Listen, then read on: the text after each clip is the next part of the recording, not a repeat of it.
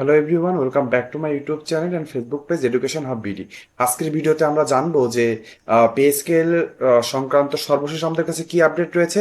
আজকে প্রত্যেকটা অনলাইন পোর্টালে আমরা জানতে পারছি পে স্কেলের সম্ভাব্য যে গ্রেড এবং বেতন রয়েছে সেটা কি বেরিয়ে এসেছে, অর্থাৎ সরকার কি জানিয়ে দিল যে আপনার বেতন কতটুকু হবে।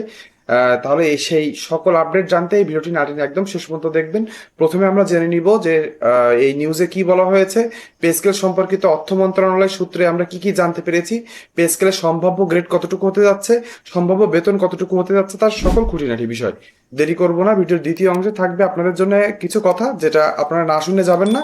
আশা করব আপনাদের অনেক উপকার হবে। তাহলে চলুন দেরি না করে ভিডিওর মেন অংশে চলে যাই এবং জেনে নিই পে স্কেল সম্পর্কিত আমাদের সর্বশেষ কি আপডেট রয়েছে। আমরা ভিডিওর মেন অংশে চলে এসেছি। এখানে দেখেন, আপনি স্ক্রিনে দেখতে পাচ্ছেন প্রস্তাবিত নবম পে স্কেল গ্রেড ভিত্তিক বেতন আমরা জানতে পেরেছি। সেখানে বলা হয়েছে নবম পে স্কেল নিয়ে সরকারি চাকরিজীবীদের মধ্যে ব্যাপক আলোচনা চলছে। এটি এখনো প্রস্তাবিত কাঠামোর চূড়ান্ত সিদ্ধান্ত নয়। এখানে আপনাদেরকে বুঝতে হবে যে এখনো কিন্তু সরকার থেকে চূড়ান্তভাবে কোনো কিছু বলা হয়নি। এটা অর্থ মন্ত্রণালয়ের সূত্রে নিউজ করা হয়েছে। এখানে বলা হয়েছে যে আমাদের জাতীয় বেতন কমিশন কর্তৃক যে চূড়ান্ত রিপোর্টটি ছিল সেই রিপোর্টের আলোকে এখানে আপনার গ্রেড এবং বেতন তুলে ধরা হয়েছে। আপনারা জানেন যে 2026 সালের 21শে জানুয়ারি তৎকালীন প্রধান উপদেষ্টা ডক্টর মোহাম্মদ ইউনূসের কাছে জাতীয় বেতন কমিশন কিন্তু একটি রিপোর্ট জমা দেয়। সেই রিপোর্টে বলা হয়েছে যে প্রথম গ্রেডের জন্য বেতন ধরা হয়েছে, বেসিক ধরা হয়েছে, প্রারম্ভিক বেতন ধরা হয়েছে 1,60,000 টাকা। গ্রেড 2 এর জন্য 1,32,000, গ্রেড 3 এর জন্য 1,13,000, চতুর্থ গ্রেডের জন্য 1,00,000, গ্রেড 5 এর জন্য 86,000, গ্রেড 6 এর জন্য 71,000, গ্রেড 7 এর জন্য 58,000, গ্রেড 8 এর জন্য 47, গ্রেড 9 এর জন্য 45,100, গ্রেড 10 এর জন্য 32,000 এবং সব থেকে গুরুত্বপূর্ণ যে কয়টি গ্রেড রয়েছে সেটি হলো 11 থেকে 20। 11 গ্রেডের একজন সরকারি চাকরিজীবীর বেসিক ধরা হয়েছে 25,000 টাকা, গ্রেড 12তে ধরা হয়েছে 24,300, গ্রেড 13তে 24,000, গ্রেড 14তে 23,500, গ্রেড 15তে 22,800 এবং লাস্ট যে 6টি গ্রেড রয়েছে সেখানে বলা হয়েছে যে গ্রেড 16তে 21,900, গ্রেড 17তে 21,400, গ্রেড 18তে 21,000, গ্রেড 19-এ 20,500, গ্রেড 20-এ 20,000।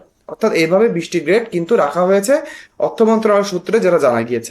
ভিডিওর এই অংশে এসে আমরা জেনে নিব। আপনি এখানে একটি ফটো কার্ড দেখতে পাচ্ছেন যেখানে বলা হয়েছে যে আমার এই ভিডিওটি যারা ইউটিউব চ্যানেল থেকে দেখেন তাদের প্রায় 72% মানুষ আমার ইউটিউব চ্যানেলটি সাবস্ক্রাইব করে না। আমাদের কাছে অনুরোধ থাকবে দয়া করে আমার ইউটিউব চ্যানেলটি সাবস্ক্রাইব করে দিবেন, ভিডিওতে একটা লাইকও করে দিবেন।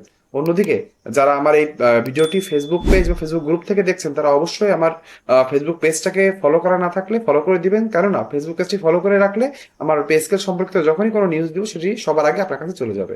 এখানে আপনাদেরকে স্পষ্ট করে বলে দিই, অর্থ মন্ত্রণালয়ের সূত্রে কিন্তু একটা জিনিসই কনফার্ম করেছে, সেটি হলো যে 20টি গ্রেডই বহাল থাকছে। সেটা আমরা অনেক আগে থেকেই জানি যে 20টি গ্রেড বহাল থাকছে, কিন্তু এই যে গ্রেড ভিত্তিক যে বেতন তুলে ধরা হচ্ছে বিভিন্ন জায়গায়, এটা কিন্তু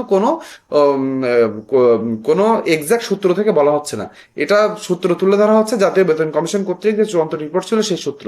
এজন্য এটা ধরে কেউ বসে থাকবে না যে এটি বাস্তবায়ন হবে। আমরা যদি অষ্টম পে স্কেলের দিকে একটু তাকাই তাহলে আমরা বুঝতে পারবো যে যখন কোনো পে স্কেল থাকে সেটি হুবহু বাস্তবায়নের সম্ভাবনা খুবই কম থাকে, একটু 19-20 থাকে। আমি যদি অষ্টম পে স্কেল থেকে একটা মাত্র উদাহরণ টেনে আপনাদেরকে বোঝাই যে অষ্টম পে স্কেলে 20তম গ্রেডের একজন কর্মচারীর বেতন বেতন এসেছিল 8,250 টাকা, কিন্তু জাতীয় বেতন কমিশন কর্তৃক যে চূড়ান্ত রিপোর্ট জমা দিয়েছিল সেখানে উল্লেখ ছিল তার বেতন হবে 8,000 টাকা, অর্থাৎ 250 টাকা নিম্ন গ্রেডে বেড়েছে।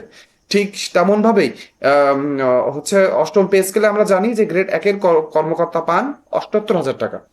অন্যদিকে অষ্টম পে স্কেলের জন্য যে চূড়ান্ত সুপারিশ করা হয়েছিল বেতন কমিশন কর্তৃক সেটি ছিল 80,000 টাকা, অর্থাৎ 2,000 টাকা কমে গিয়েছিল।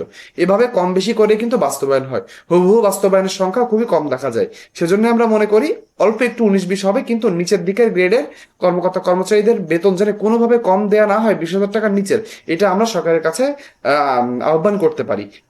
আমার এই ভিডিওতে আমি চেষ্টা করি স্পষ্ট এবং সত্য নিউজ আপনাদেরকে পৌঁছে দিতে, কেননা আমি যদি এখানে আপনাদের মন ভালো করার জন্য এটা বলি যে এটা এখন চূড়ান্ত রিপোর্ট, এটা থেকে আপনি জেনে যাবেন যে বেতন কতটুকু হচ্ছে, এটা তাহলে সরাসরি মিথ্যে কথা বলা হবে। আমি যেহেতু জানি না এটা চূড়ান্ত হবে কি হবে না, এজন্য আপনাদেরকে আমি বলতে চাই না। আমি একজন সরকারি চাকরিজীবী হয়ে বুঝি যে সরকারি চাকরিজীবীদের নবম পে স্কেলের বিষয়টি কতটা তাদের কাছের। তারা অনেক দুঃখ দুর্দশার ভিতর দিয়ে যায়, অল্প একটু বেতন বৃদ্ধি পেলে তারা পরিবারের সদস্যদের নিয়ে একটু ভালোভাবে বেঁচে থাকতে পারে। সকল সরকারি চাকরিজীবীরা কিন্তু ঘুষখোর হয় না, সকলে অনৈতিক পথ অবলম্বন করে না, এবং সকলে চেষ্টা করে পরিবারের সদস্যদের নিয়ে একটু ভালো থাকতে। আমরাও চাই সেটি। এজন্য আপনাদেরকে সবসময় সত্য এবং অথেন্টিক নিউজ দেওয়ার চেষ্টা করি। আশা করব আপনারা বিভ্রান্ত হবেন না কোনো নিউজ দেখে। সেখানে কিন্তু বারবার করে প্রত্যেকটা নিউজে বলে দেওয়া হচ্ছে যে এটা জাতীয় বেতন কমিশন কর্তৃক প্রদত্ত সুপারিশ। আমরা তো সুপারিশ জানি, তাহলে এটা আবার নতুন করে তোলার কি কারণ? তোলার কারণ হচ্ছে একটু ভিউ ব্যবসা করা। আমিও ভিউ ব্যবসা করি না তা বলবো না, আমি চাই আমার ভিডিও বেশি ভিউ যাক, তাই বলে আমি আপনাদেরকে মিসলিড করতে পারবো না, অর্থাৎ আপনাদেরকে ভুল আশা দিতে পারবো না। আমি বলতে চাই যে আমি চাই 20,000 টাকা সর্বনিম্ন রেখে এবং উপরের গ্রেডে কিছু কমিয়ে পে স্কেলটি বাস্তবায়ন হোক। আপনি যদি আমার সাথে একমত থাকেন অবশ্যই কমেন্ট বক্সে লিখে জানাবেন। আজকের ভিডিওটি এ পর্যন্তই। ভিডিওটি ভালো লেগে থাকলে অবশ্যই আমার ইউটিউব চ্যানেল এবং ফেসবুক পেজ সাবস্ক্রাইব এবং ফলো করে রাখবেন। আজকের ভিডিওটি এ পর্যন্ত, সকলে ভালো থাকবেন।